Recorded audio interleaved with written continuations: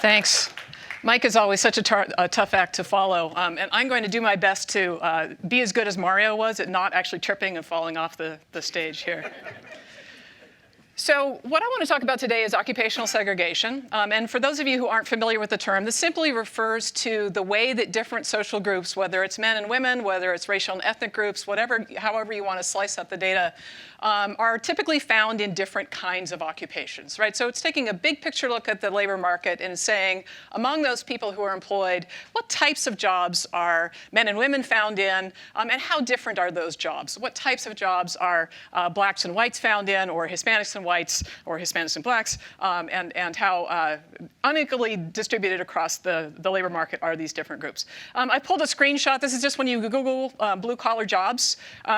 You may not be able to see all of the faces here. There's not a single woman who actually appears when you Google blue-collar jobs. A similar thing happens when you Google nurses, except you do get some stock photos of very handsome-looking young men who are actually not nurses, they're actors, but they show up as well.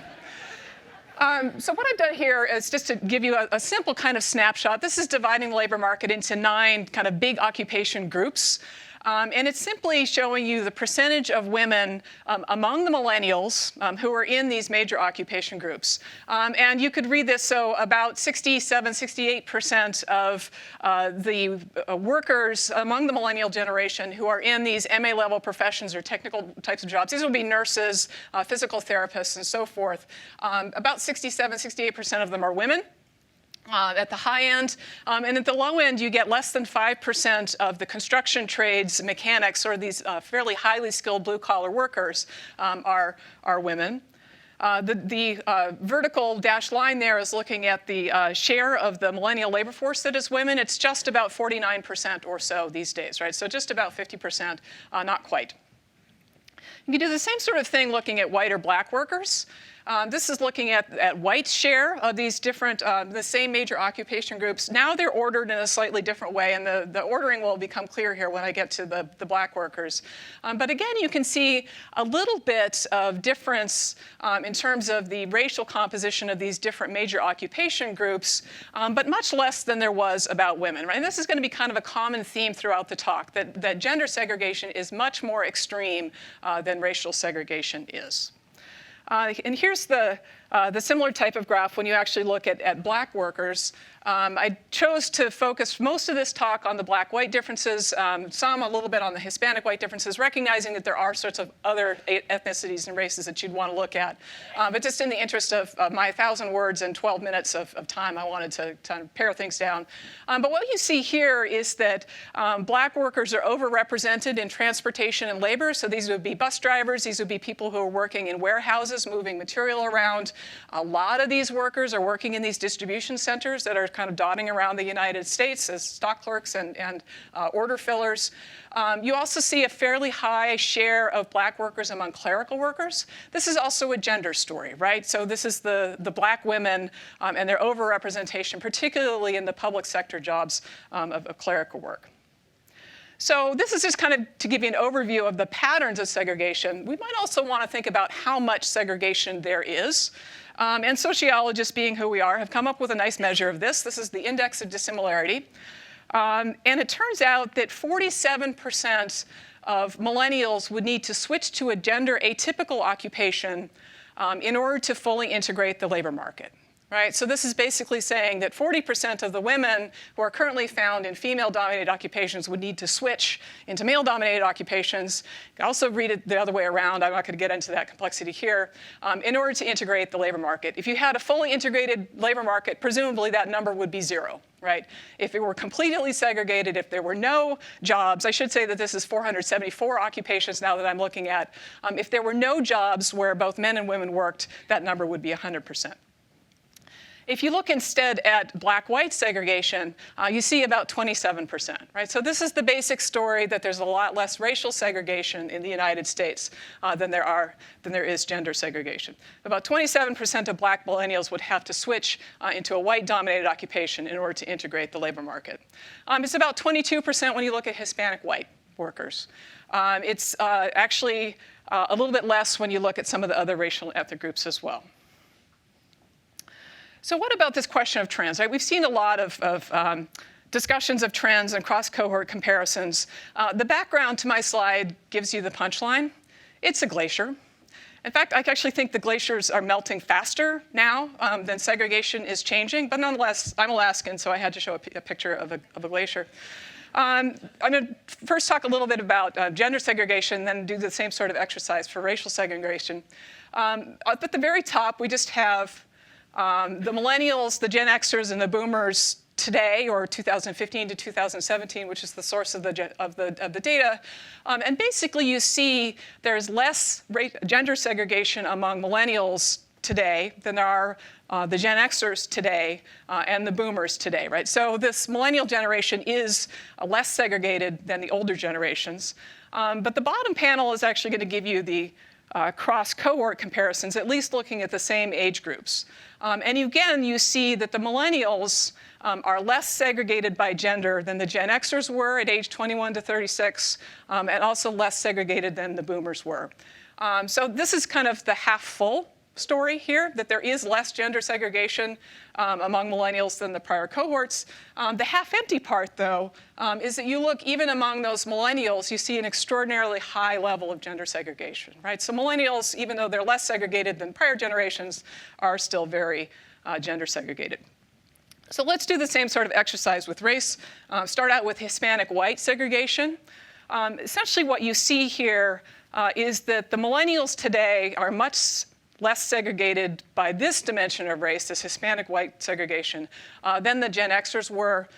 Gen X and boomers are pretty comparable, but I have to put a big old caveat here that the boomers, the Hispanic boomers who are in the data, largely arrived in the United States before immigration reform in 1965, so they're really not kind of a comparable group, I think, in the same way that you might think about millennials versus Gen Xers. If you look at the age-specific, age-standardized comparisons, a very similar story starts to emerge that the millennials, the 21 to 36-year-old millennials, seem to be less segregated by this Hispanic white divide than my cohort was, the Gen Xers. So again, kind of a half full part of the story. This is the half empty part of the story. So the brown lines here are looking at race in terms of the black-white segregation levels. You see virtually no change, right, across these generations in 2016, 2017. If you do the same sort of thing, comparing across age groups, you again see no change, right? So the lesson here is that black-white segregation is no lower for the millennials than it was for these prior two cohorts. We can try and put a few numbers on this. In a presentation like this, you can kind of make what I call the Twitter finding. You guys can tweet this out in 280 characters or less. If the current rate of integration persists, we'll have gender integration in 11 generations. So I'm Gen X, my son is Gen Z. If you actually extend the Excel sheet out, it's going to be Gen AJ. That's actually integrated. Or you can think about that in terms of birth years, 125 birth years before we reach full integration on gender at the current rate of integration. Black-white integration, who knows, right? Because there doesn't seem to be a trend that you can even map out. Maybe it should be an infinity sign instead. This thinking about segregation, it tends to be very glacial change, asymmetric. That simply means that the men's occupations tend to integrate, the whites' occupation tend to integrate faster than the reverse, right? So women's occupations are still incredibly segregated. I think we're down to 96% of nurses are now women. It was 98% a century ago, so that's progress. But the part of the story here is the attractiveness of those particular occupations. They also tend to be unstable. So an occupation may integrate by gender, but then it tips and becomes female-dominated. The reason why I put up this lovely picture of the veterinary with the puppies is that, first of all, in the penultimate talk of any panel, you have to have puppies. But it's also the case that vet med has essentially switched from being a male-dominated occupation to being essentially all women. If I had more time, I would tell you a story about Cornell here, because my funders love it when I talk about Cornell. But I want to kind of think a little bit more about some of the consequences of this. It's not just an academic exercise to show that men and women and blacks and whites are found in very different occupations. Occupations are also incredibly consequential, right? They're incredibly consequential for pay, for prestige, for autonomy, for job security, for even things like health and mortality. What you do for a living matters. So one of the ways that people tend to think about this is in terms of the pay gap and how much of the pay gap is explained by segregation. You can actually find some really cool photos on Google that illustrate this. About 25% of the gender gap in pay among millennials is traceable to their occupational distributions, right? So if we were to eliminate gender segregation among the millennial cohort, we would see about 25% lower pay gap than we do. It's about 39% of the black-white pay gap, and it's about 39% actually the Hispanic-white pay gap as well, right? So occupational segregation is enormously consequential for some of these downstream effects that we talk about and we see in the media a lot about the pay gaps. I wanted to actually, my animations didn't work here. So Professor Dynarski had like boxes with arrows. I just have boxes. And sociologists, we'd have to draw arrows between everything because that's just who we are as a discipline. But we can think about this in terms of the reasons why segregation is so persistent.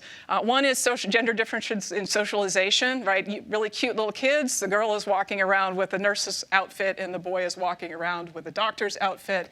This incidentally was on Twitter, and it caused a huge uproar, as only Twitter can, like the outrage machine of Twitter. But it's sort of indicative of some of the gender-based socialization that we have. These cultural beliefs that men and women are fundamentally different and have different tastes, and that the occupational distributions just simply reflect those tastes. Discrimination plays a role. We talk a lot about discrimination in pay, but there's also discrimination in who gets what types of jobs, right? And who is promoted into that next occupational level, into that managerial position instead of in that service work position. Differences in human capital. So we know that millennial women are actually more likely to have college degrees now than millennial men, but there are still differences in the types of fields in which they are receiving those degrees. And we know that there are still sort of differences in the education levels of blacks, whites, Hispanics, and other racial and ethnic groups. You guys notice the spelling of school? Yeah. Yeah, exactly. A guy wrote it. The household division of labor here is still very important in thinking about opportunities to enter different sorts of occupations and the likelihood of kind of that work-family balance. And then thinking about race differences in particular, I think part of the story has to be one of spatial segregation. And these, Professor Holzer alluded earlier to these regional differences in opportunity structures. This is going to affect the types of jobs that are available to members of different racial and ethnic groups. Has less of an effect on gender, of course, because men and women tend to be more evenly distributed across regions. Okay, so the conclusion here, the half-empty, half-full conclusion. Gender segregation is high, but at least it's declining among this most recent cohort. Racial segregation is lower than gender segregation, but it seems to be fairly stagnant, particularly that black-white gap. The Hispanic-white gap is a little bit different. It's a little bit harder to unpack because of differences in the types of people who are in that Hispanic group. But I think the bigger punchline, particularly when you start to think about policies, is that we can't rely on generational change and cohort replacement alone, right? We need to actually have policies that attack some of the fundamental underlying social processes that are generating segregation in order to eliminate this particular form of inequality for the generations to come. And with that, I want to leave you with my HR manual. As department chair, I need one of these, how to manage millennials in the workplace. Thank you very much.